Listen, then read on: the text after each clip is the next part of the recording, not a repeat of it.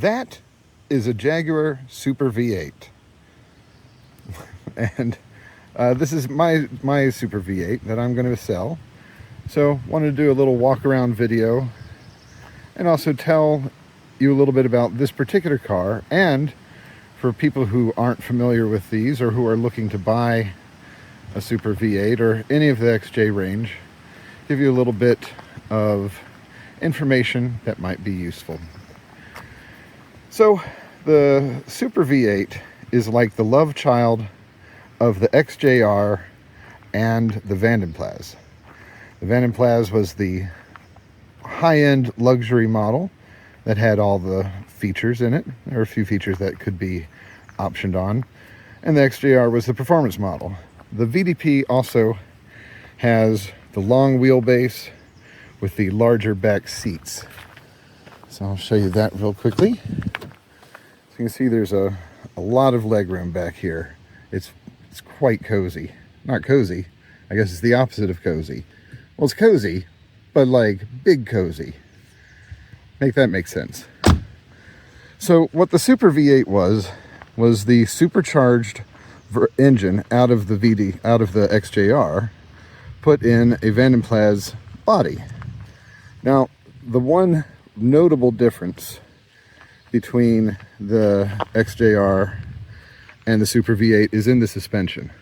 The XJR uses slightly stiffer air springs, whereas the Vandenplas and the Super V8 use more comfort-oriented air springs. On this particular one, the previous owner replaced the air springs with, or air struts, I never remember which term to use, replaced them with Arnott air springs.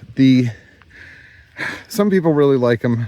I personally am not a huge fan. If I were keeping this car, I would go back to the original suspension. The reason why I don't like it is that it disables CATs, which is a cute term for their dynamic driving system. And what that would do is it would firm up the suspension as needed, basically on demand, to make the car handle better. It was really nice. But if you're not used to it, if you're not familiar with the way that feels, then it's not that big of a deal. I mean, it's more of a nuisance to me than anything else, but it's not actually a problem. So let me point out some other features of this particular car. These are the custom rims. Now, I don't know why Jaguar called them custom. It's an odd name. I'm a huge fan of the C-Pang rims. They have multiple spokes. I think it's something like 18 spokes or something like that. I think they just look particularly handsome on this body. The Rapiers are also nice. Now, the Rapiers are 18-inch rims. The C-Pangs, I believe, are 20s. And the Customs are 19s. So the Rapiers are kind of in an ideal zone for this car, because even though it's quite fast, I think 0 to 60 is somewhere in the 5.5-ish, 5.7-ish range. And it's got a lot of power. The thing about this car is that it's nice to drive it placidly. It's fun to drive it fast. It drives well driving fast, but it also drives well driving slowly and comfortably. And so going down to 18s will just give you a little bit more softness in the ride. And, you know, I guess your mileage may vary, but for me, I think with the way that this car is tuned and kind of the way that it drives, I think that would actually be a nice thing. All right, so let's talk about some of the features that the Super V8 has, and ultimately that the VDP, the Vandenplas, also has. If you're wondering, that is oddly how it's pronounced. It's a Dutch word, Vandenplas, meaning of the lake or by the lake. So I guess this car came from a lake. Well, the VDP version of it. So some folks will end up saying Vandenplas as if it were French, but nope. All right, so some of the neat things that come on the Super V8 versus the VDP are the automatic cruise control. Now this is 2007, so the cruise control is it doesn't work as well as modern day stuff. It will sometimes surprise you with deciding that it's time to go really fast or it's time to go and slam on the brakes. If you use it a fair bit, you'll get used to it and kind of learn how to deal with it, how to handle it. Other nice features, fog lights, and a good feature, especially since it's British, is that the fog lights do not turn back on when you turn the car off. I personally quite like that. All of the wood is quite attractive. On this one, there's maybe a tiny hairline crack there, and you can't really see it, but there's a hairline crack over on the airbag side. But otherwise, looks quite nice inside. The leather on the driver's seat is still pretty darn good. There's a little wear spot here, and you get a little tiny bit of cracking here. On the door, got just a tiny little wear spot, but otherwise looking pretty good. And there's a white goo spot down in there that I've not been able to get rid of. The other cool feature, well, there are many cool features, but one notable cool feature is the rear climate control, which really works great. And you have tray tables. We took the old Vanden Plas, so not this one, but we took the old one up to New York, and a friend of ours came with us and had to work, so she sat in the back with her laptop on the tray table the whole way, and it worked out really well for her. Another cool feature is the rear TVs. Now on this one, on this Super V8, the DVD player isn't working, unfortunately. So I have replaced a number of components to narrow down what the problem is, and I have narrowed down that it is the DVD player itself. But the TV does work, and I'll go into the controls here. So if you use the aux ends, and you have one for each screen, and you can either use this one for both screens or use this one for both screens or have separate screens, it's up to you. That works fine. So in fact, let's face it, you're probably not going to be watching too many DVDs nowadays. It's just a nice feature to have for a completist. So a common problem that these have is a drooping roof, drooping headliner, and this has it. I've been happy enough with these headliner pins and haven't felt a strong urge to go and replace the headliner. It's about $700 to do that, so not the end of the world. Another semi-common problem, and this car was originally in Houston, so in hot areas, these handles on the screens can break apart. Just the plastic weakens and it falls apart. So, but you can still get it to work. It's just a little bit more of a hassle. Well, there we go. So there's the screen. I do want to talk about the speakers. So there is a problem that affects almost all of these, and that is the wire connecting the speaker terminal to the actual speaker inductor breaks. And I've fixed all of them. So all of the speakers are working, but if you have one of these, all you have to do, and it's really not very hard, is you pull the door card out. You move the door card by undoing this screw, undoing this screw. There's another one here. Undo that screw, and then pop the whole thing out. These are Torx. I forgot which one. Torx T7 is maybe T6. So pop those out. Then you get access to this speaker. Just pull the speaker, and you can resolder the wire. That works great. Another common problem on these that I fixed is the rear sunshade. So the sunshade will get jammed. And the reason that it gets jammed, I don't know if you'll be able to see this here, but if you see that armature right there, that armature, the lubrication in it will start to seize up over time, and then it just stops working. So it gets caught and then it breaks something. Either breaks a pivot here or breaks a pivot down there, and the whole thing just stops working. So that is working fine on this one, and I've not only replaced the armatures, but I've also lubricated it with, I think, a better lube. It's whatever kind is used on Yamaha synthesizers. It might be Molykote. So the Molykote, if that is what I use, by the way, it's some sort of clear-ish grease. So that's done a good job of helping it work, and it works great. So let's move on and talk a little bit about the trunk. So here in the trunk, you can see that it is quite capacious. In fact, my wife's cousin is able to fit in here very comfortably, and he's about 6'3". So if you have dead bodies to move, good news, you'll be able to take them for a pleasant ride in your Jaguar Super V8.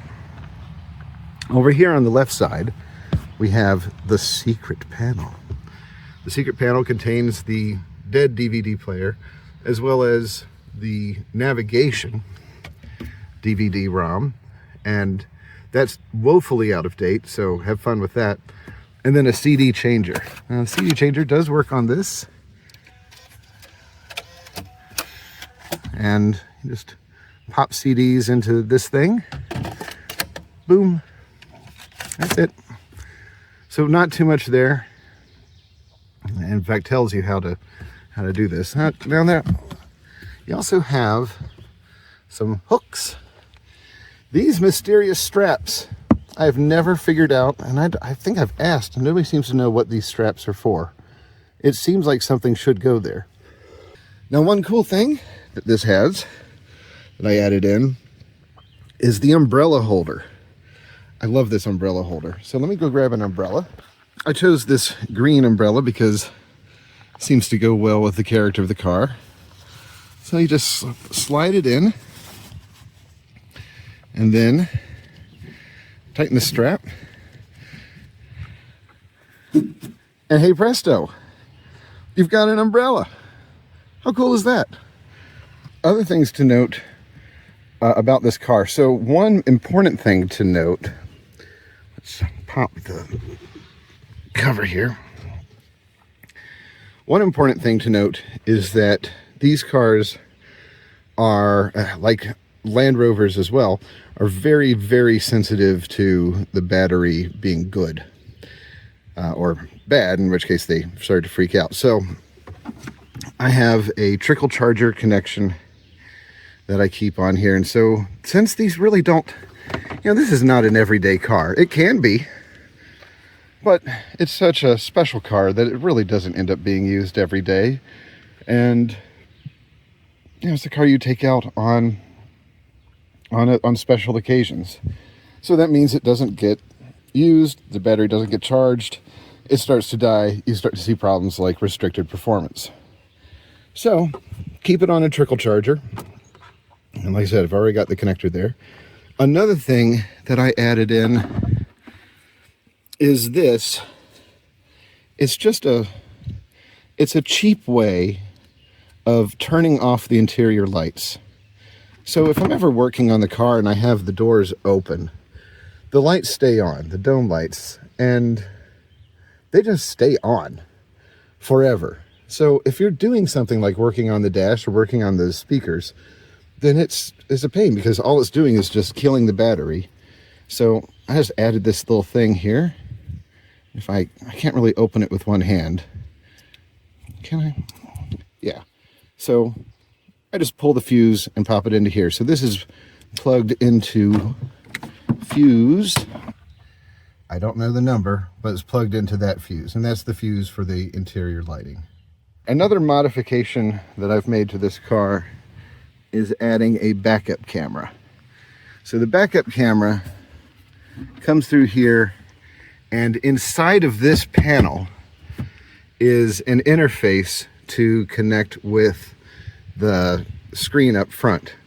So, and then there's a relay that comes off of the reverse light. So when the reverse light is on, it engages this backup camera. There are some other things that you could do with this if you wanted to. You could actually use it to broadcast your phone, other TV systems, and so on. So I didn't feel like doing it, but there are multiple inputs on that unit.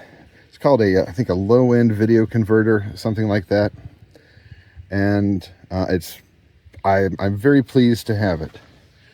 So let's also talk about, since this is this particular car, let's talk about some bad things. So one thing is that not too long ago, unfortunately, I went to a concert in DC, had to park in a angled parking area, and somebody hit the bumper back here.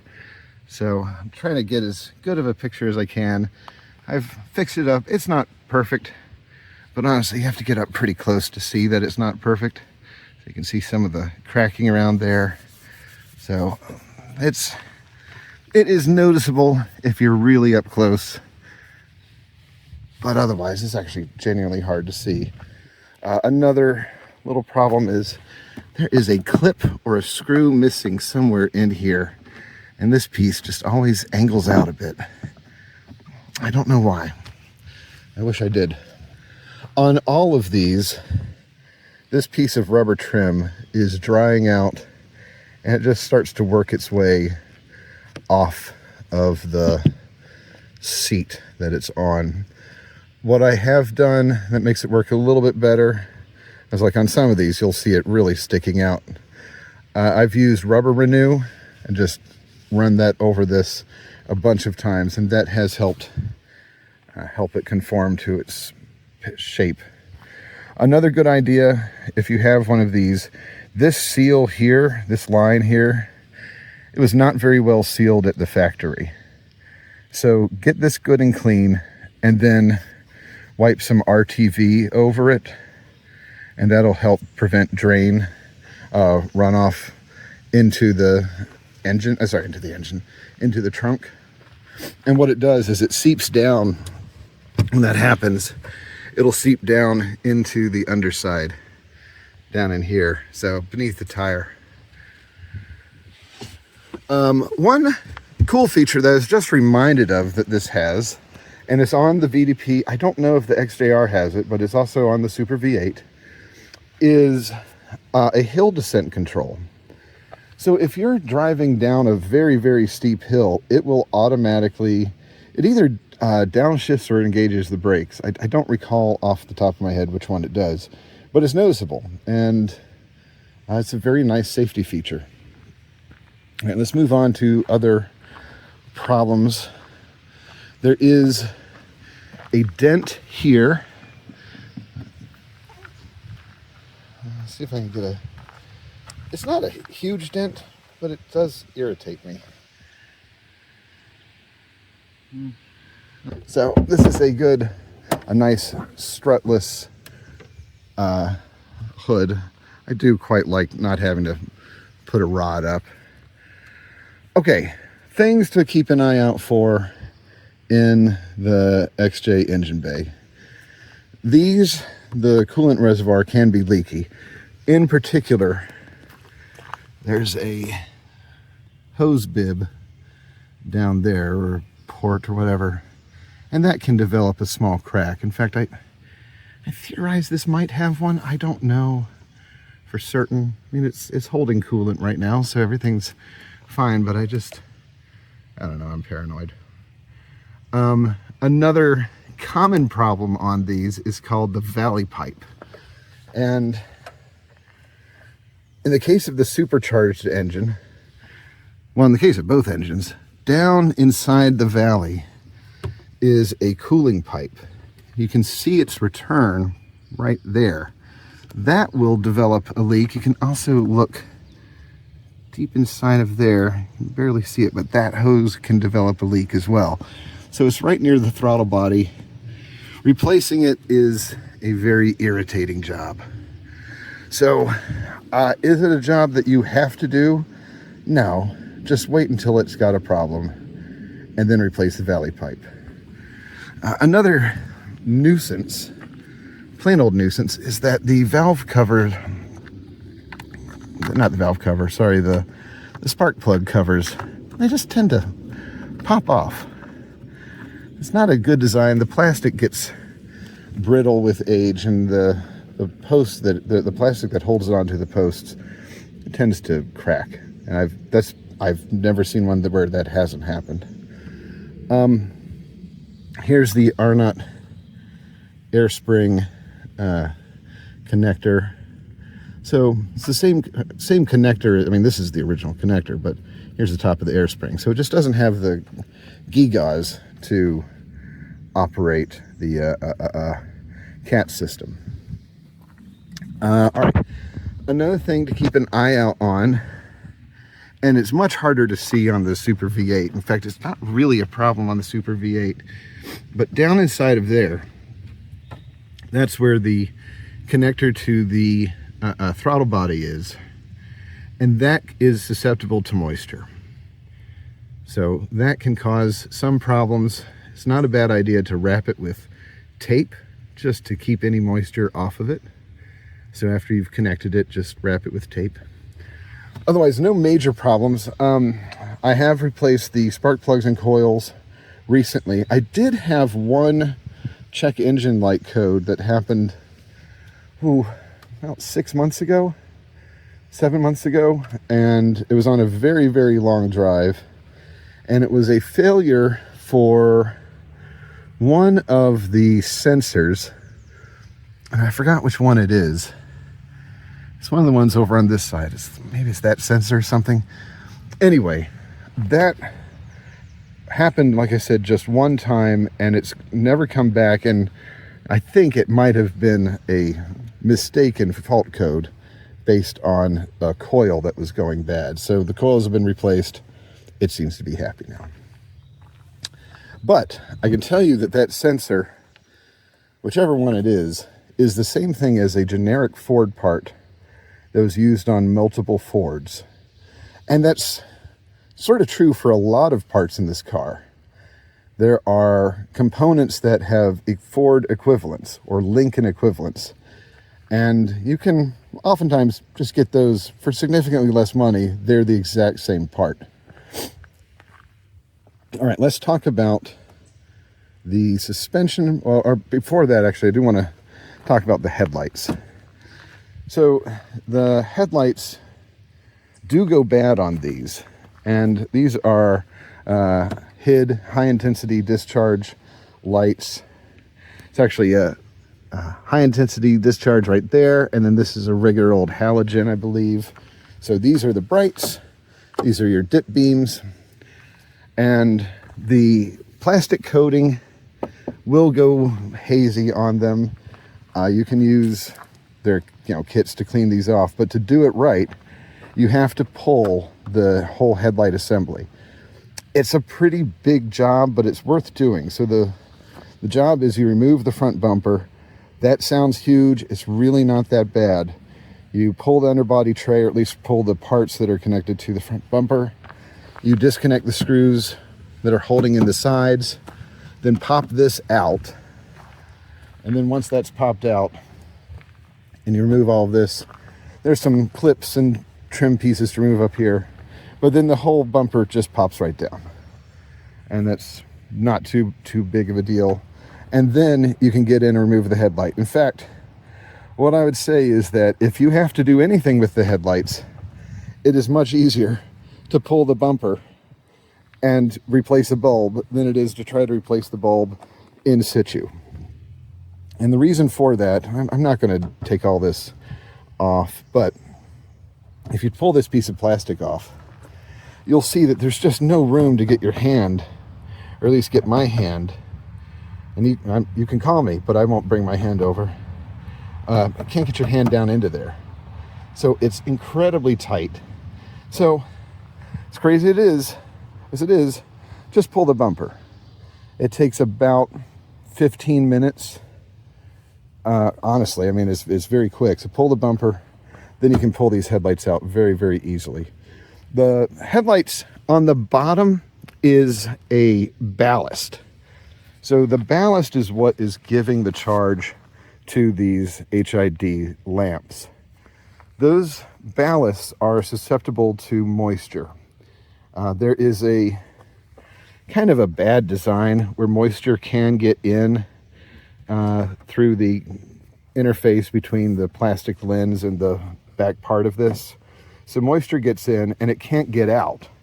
So it just starts to trap down at the bottom of the headlamp assembly, and that ruins the ballast. So I have sealed some of the spots that are a problem on these, and I've also replaced the ballasts. So these headlights should be good for, you know, who knows how long. I would assume many, many, many years.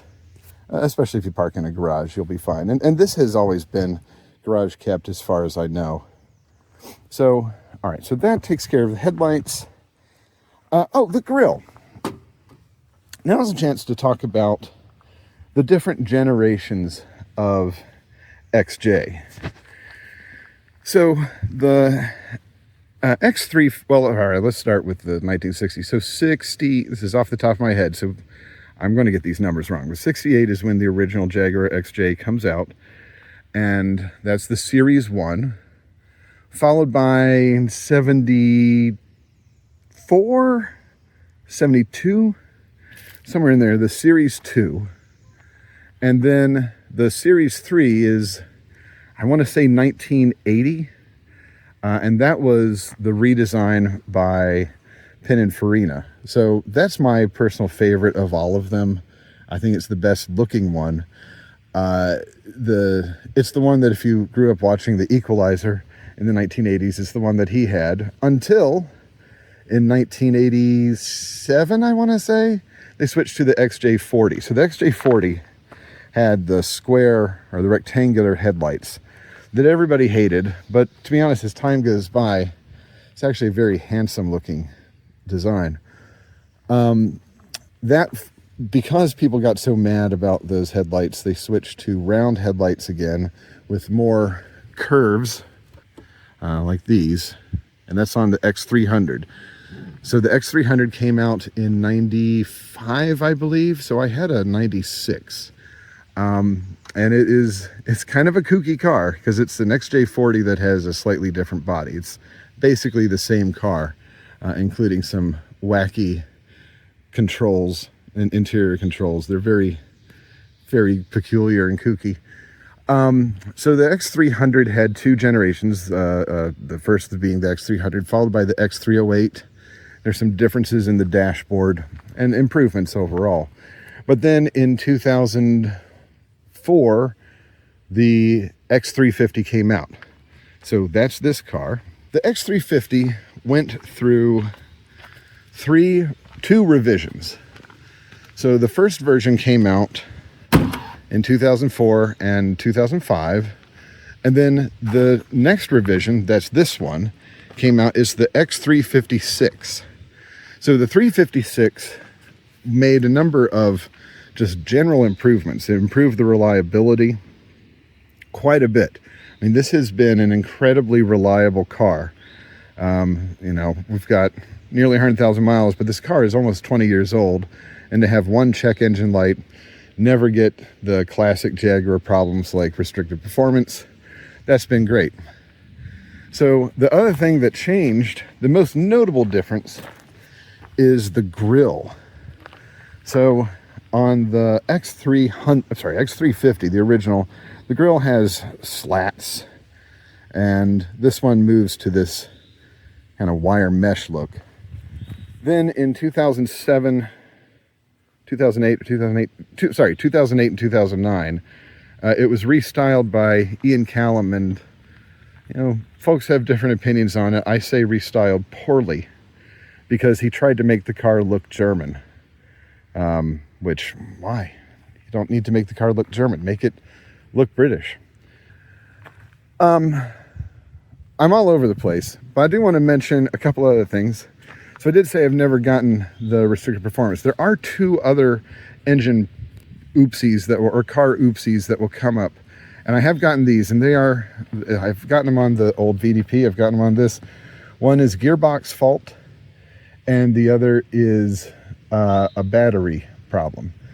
These are weird gremlins that just happen occasionally. I don't know why, and if you stop and start the car, and this only happens when you start the car, never had it happen while driving, but if you turn the car off, turn it back on, they go away. And I do want to talk a little bit about the suspension. I've redone the front suspension, the upper control arm, the sway bar links, the bushings on the sway bar. So the fronts are fine. The rear I've not done. I think the only thing that the rear needs is sway bar links. I think I've mentioned already, or will mention again, depending on how I edit this, that I've got sway bar links, but part of the reason why I'm selling the car is that I just don't have time to be able to do the work on this that I would like to do. And so I've got the links and just haven't been able to get the time to go in and put them in and install them. Let's talk a little bit about the interior. Okay, one common problem on these, the chrome on all of this stuff tends to flake off. So I've replaced this turn signal with one that has good chrome. Good chrome. The chrome here will flake off. So I found a good condition shifter gate and replaced it so that I have nice chrome. This chrome flakes off. This chrome flakes off. This chrome flakes off. And you can feel under here, if you go and check these out, just feel under here and make sure that it's not starting to flake, because once it starts, it will just all pop off. It's really pesky. The American versions of these optionally had satellite radio, and this entire panel would be gone, and there's this just, I mean, amateur hour panel replacement that has this stuck on Sirius XM, or not even Sirius XM, Sirius satellite radio controller here. It is so lousy. So this fortunately did not have it. So what's nice is that the wood grain still matches. This is the same wood grain. On my old Vanden Plas, it had that satellite radio, so I had to find another ashtray cover. And that wood did not match up. All right, let's talk a little bit about interior stuff. So we've got on the transmission, we have sport mode, which does practically nothing, and then traction control off. So you can turn traction control off. It doesn't have a light there, just a light on the dash. Again, all these lights are on because the ignition is on, but the engine is not running. So sport mode, theoretically, it changes the shift point on the transmission. I mean, it doesn't make that much of a difference, honestly. And if you use the J-gate shifter, which actually I do. Oh, see, I just felt there's a little tiny bit of that chrome just starting to flake right there. Jaguar. Anyway, if you use the J-gate shifter to shift gears, then it doesn't do anything. So, I mean, sport mode really doesn't come into play. The lower models of these do not have this interface. I quite like this interface, even though it's incredibly outdated, and now you can see exactly where I am right now. And boy, when it comes to zooming in, it's just, that's speedy. So at some point this will load up. There we go. Boy.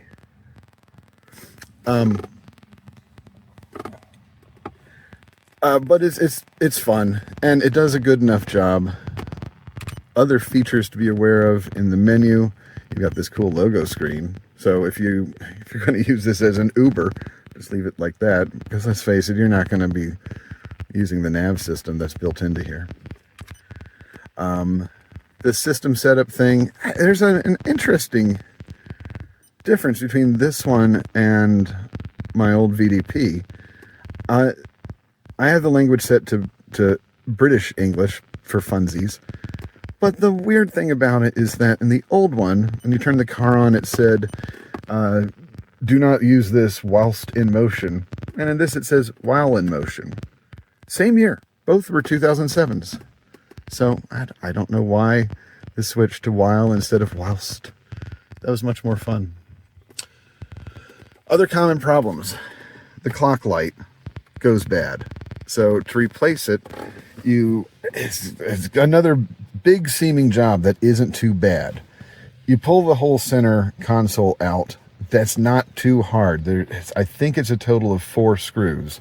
And then you just lift the center console up from the rear and pull it out this way. Once that's done, this panel is pretty easy to remove.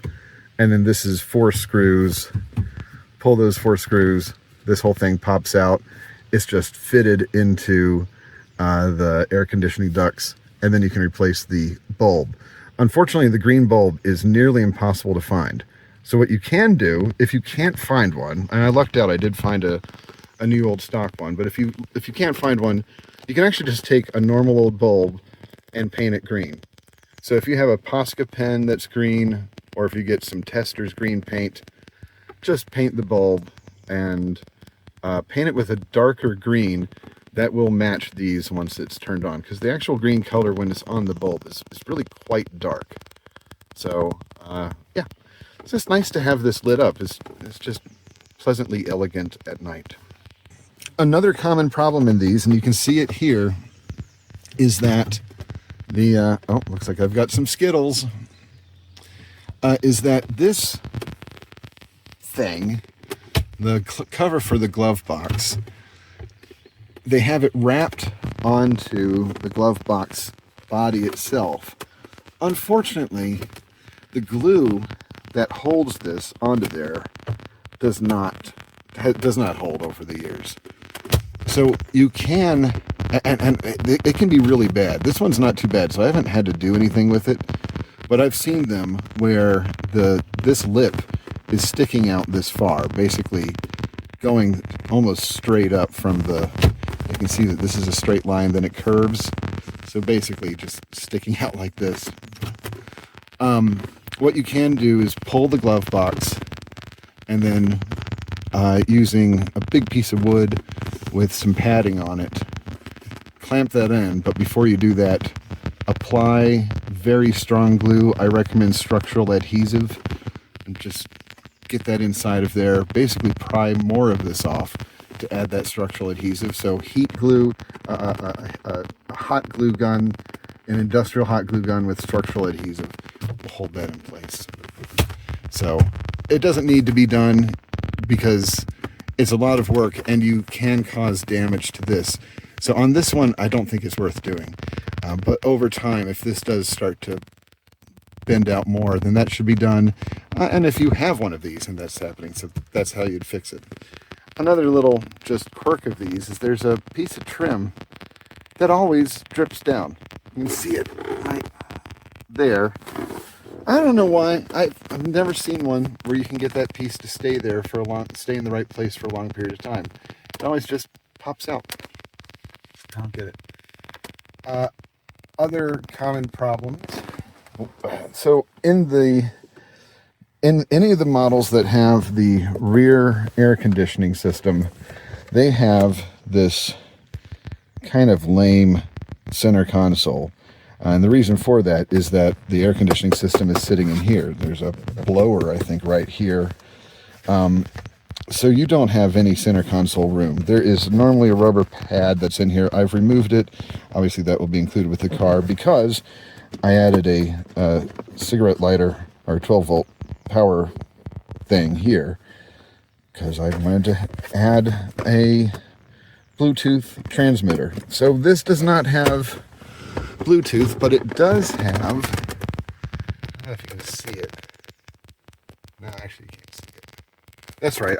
On the old one, I had put in a wired connector. This one I haven't. I do have a little charger port over there. Unfortunately, it didn't work very well with the radio receiver, so that's why I put it down inside of the center console. Also, I wanted to have a charger handy from there. Anyway, what I was going to say is one of the problems that these have is on the ones with the rear air conditioning, this little door breaks all the time.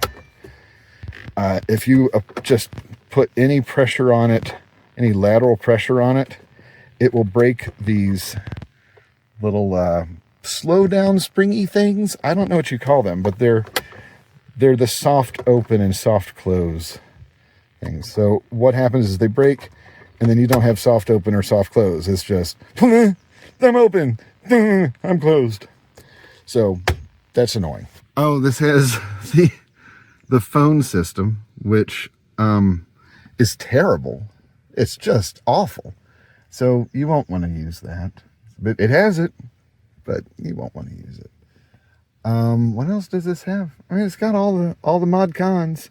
The only thing that this doesn't have that the Portfolio has, as far as I know, is the Portfolio has the cool the cool seats in the back, where you only have 4 seats total in the car, and you've got the giant center console.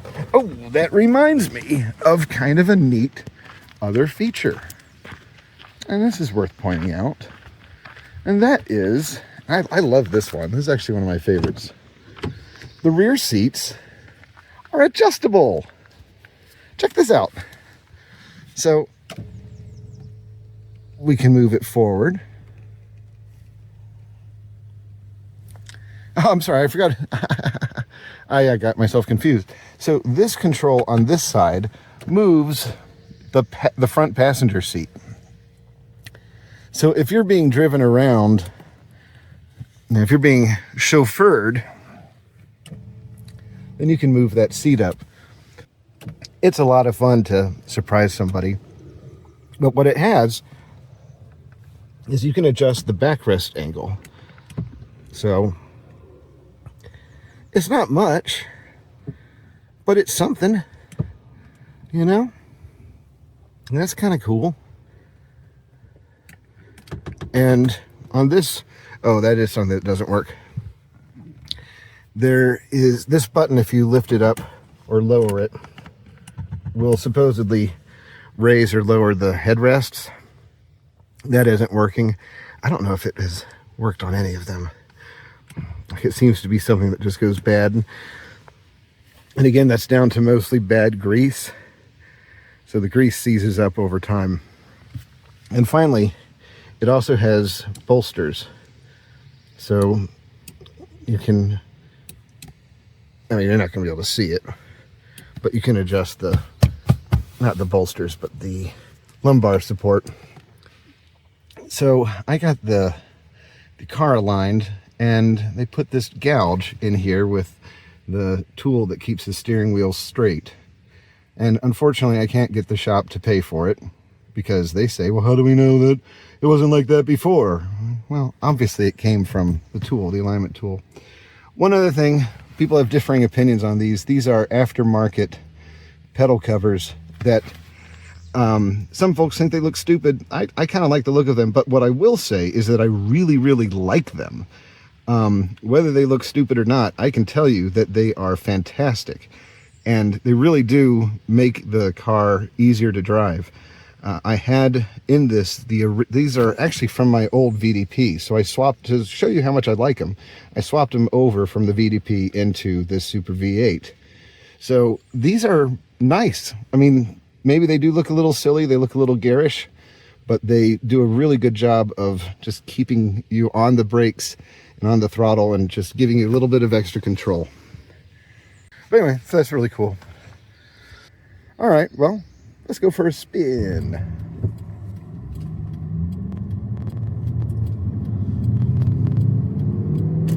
All right. also taking the XJ, the Super V8, out for a drive. And right now, there's not much traffic. You can hear the engine, which has a nice throaty sound when you want it, but otherwise it's pretty quiet. Not too much wind noise, which is also nice. This one, like I said, has the R-knot suspension. There is a little bit of clunking that might be from the rear sway bar links. I do have new rear sway bar links that will be included. I've just not had time to replace them. But otherwise, it drives very, very well.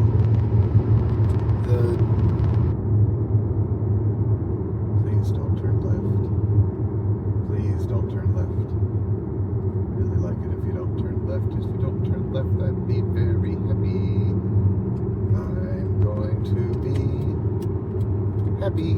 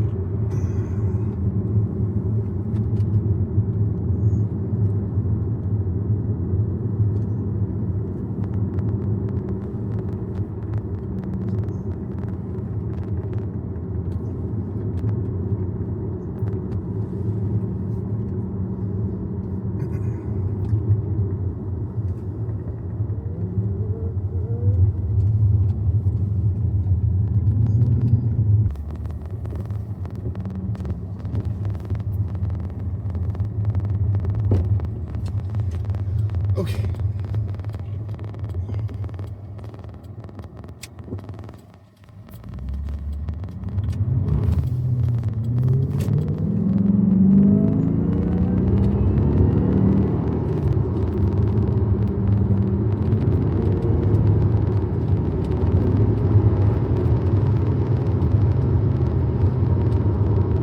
Of course, driving on video always looks way slower. What do you do? So now I'm going to go look for a nice place to park.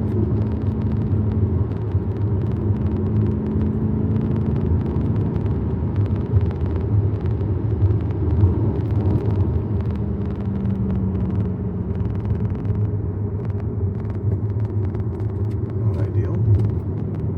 Hey, a microbus. Way to go.